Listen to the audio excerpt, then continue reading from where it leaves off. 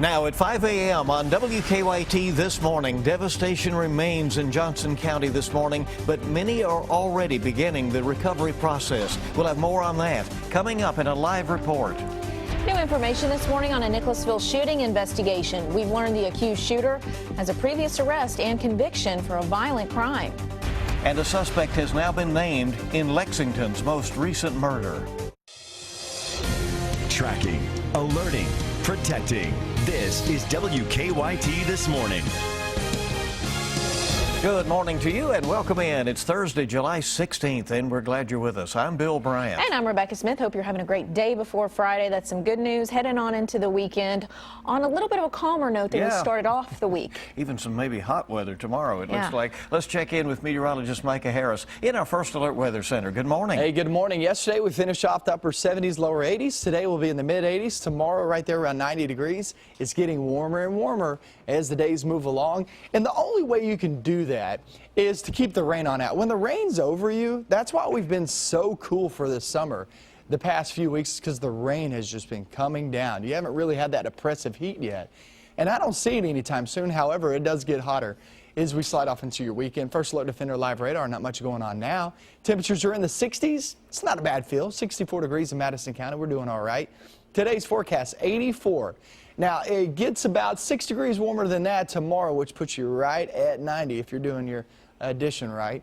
And it's still a pleasant day today, but it does get warmer. The muggies come flying on in, and typically that means at least some rain's on the way. So how's your weekend look? I'll show you that coming up in just about 10 minutes. All right, Micah, thank you very much. We are continuing to track ongoing recovery in eastern Kentucky this morning after historic flooding killed 3 people in Johnson County. It left hundreds without homes. But even though destruction remains, we're already starting to see those communities banding together to help one another and begin the recovery process. WKYT's Mark Barber is at our live desk with the latest from Johnson County. Mark, good morning. Good morning, Bill. The latest numbers coming out of Johnson County are that there are now 3 dead, 1 missing, and 4 others who are still unaccounted for. The person who is missing was last seen getting swept away by floodwaters. Phone lines have been wiped out and some roads are still impassable. So it is possible that those 4 people who are unaccounted for are stuck somewhere without communication. Search and rescue teams found the body of 22-year-old Richard Shane Blair yesterday. Earlier this week, the coroner identified 74-year-old Willa Mae Pennington and Herman Eddie May as the 2 others who died in the floodwaters. The lieutenant governor surveyed the damage in the Flat Gap community along Ramey Branch yesterday and called what she saw truly devastating. Around 150 homes are destroyed. Hundreds more were damaged by the widespread flooding. Search and rescue teams are still working around the clock, searching an 8.5-mile area for survivors. And as teams are working to rebuild the infrastructure and as families are trying to put their lives back together, people are traveling hundreds of miles to provide relief to the community. We'll show you what one group is doing to find missing pets coming up at 5:30. From the live desk, Mark Barber, WKYT. All right, Mark, thank you very much. And we have some new information this morning about a shooting investigation that we're tracking out of Nicholasville. 23-year-old Carlos Taylor is in jail charged with attempted murder. WKYT's Michelle Chamberlain is live from UK Hospital this morning where the victim was taken. And Michelle, we're learning this is not the suspect's first time in getting arrested for a violent crime. What can you tell us about that? Bill, Carlos Taylor does have a violent past. He was charged with murder in 2010, but a jury convicted him of reckless homicide in 2011. Taylor shot and killed a man in January of 2010 outside an apartment complex on Larkin Road in Lexington during what police say was a drug deal gone wrong. A judge sentenced Taylor to 5 years in prison in that case. Now we're working to find out why Taylor was released from prison before his 5-year sentence was completed.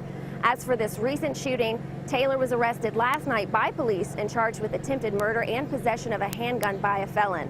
Nicholasville police say he shot a man yesterday afternoon near a children's park. He is set for arraignment this morning at 8:30 in that case. Now the victim is being treated at UK Hospital. His family tells us he will survive his injuries, but he's expected to have a long road to recovery ahead.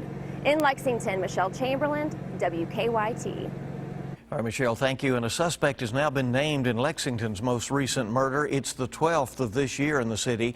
Police issued a warrant for 36-year-old Jack J.T. Clemens with murder, evidence tampering, and as fraudulent use of credit card charges. We've learned that he is the victim's son. Investigators say family members found the victim, 64-year-old Shirley Clemens, dead in her home on River Park Circle on Tuesday night. Neighbors say she's going to be missed. She was so nice and kind. She was real easy to talk to. She'd always holler at you, like a good neighbor. Police say Clemens' family had not heard from her in more than a day, which led them to go check on her. The coroner says she died of asphyxiation. Well, many people in eastern Kentucky have a lot of cleaning up to do because of all the flash flooding this week. Yeah, in Menifee County, both Menifee Elementary and the middle school were flooded. Workers say 4 inches of water covered all the classrooms and the gym. All of the carpets in the school will have to be replaced. For teachers, the water was a difficult sight to see. I'm just a little upset coming into my classroom after many years of teaching and to see it like this, all because of the water. It's very hard. Menifee County students will return to school in about 3 weeks, but school leaders say the elementary and middle schools will be cleaned up by then. They're asking teachers to do inventory on their supplies to see what they need before school starts.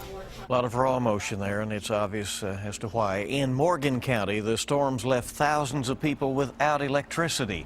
While it has been restored to many people, some of those living along Old Highway 172 were still in the dark as of late yesterday. Some of them are using generators or staying elsewhere for now. But they say they've been told that it could be Friday before they have electricity again. Once they're used to electric, it gets a little bit inconvenient, and especially when you live in the city limits. Kentucky Power said thousands of their customers in eastern Kentucky are still without power this morning. An Ohio company has been fined after a deadly highway overpass collapse in Cincinnati. The Occupational Safety and Health Administration says Kokosing Construction made an engineering mistake that may have contributed to the death of one of its workers at the overpass. The company has been fined $14,000 for safety violations. Investigators say the bridge deck wasn't strong enough to support equipment the company used. The overpass collapsed onto Interstate 75 in January. Brandon Carl from Bracken County was killed. The time is 5:07 on WKYT, and this morning Lexington police are looking for a man who they say robbed a gas station at gunpoint. That happened about 9:30 last night at the BP on New Circle Road near Eastland Parkway. Police say the man walked in and pulled a gun on the clerk. After getting some money, police say the man ran off. Police say they are looking for a Hispanic man around 5'10" with a medium build and tattoos on his hands and fingers. They say he was wearing a black hooded sweatshirt, jeans, and black tennis shoes with red laces. 2 Kentucky lawmakers want to protect county clerks who aren't issuing marriage licenses because of their religious beliefs. According to our news partners at the Herald Leader, Representatives Stan Lee of Lexington and David Meade of Stanford are sponsoring new legislation. They say the bill would exempt those county clerks from civil or criminal liability. A few county clerks just stopped issuing marriage licenses altogether after the U.S. Supreme Court legalized same-sex marriage. Well, a longtime business in downtown Lexington is making plans to move. Merritt Furniture has been on North Limestone since 1956, but the owners have decided to move their business to a warehouse on East 7th Street. The store is trying to sell off a lot of its inventory before the move. The owners say they're moving because it is too expensive to stay downtown, and they say the new building will be easier for customers to get to. It's free parking over there on 7th Street. It's a lot bigger. With everything working for it. Again, the owners hope to move at some point this fall. A loss for downtown. There's a lot of talk of what's coming into downtown, but you hate to see it when some of the older businesses move. It's a mixed bag, yeah. All right. Time this morning is 5:09, and WKYT this morning is just getting started. A cow in Poland is really good at playing hide and seek. We'll tell you why coming up in 5 minutes. And also this morning, real estate mogul Donald Trump has released his net worth as he runs for president on the GOP ticket. We'll have more about that. It's coming up in Consumer News. And we had a really nice day yesterday. Could we do it again for today? Well, we'll take you into your latest forecast coming up.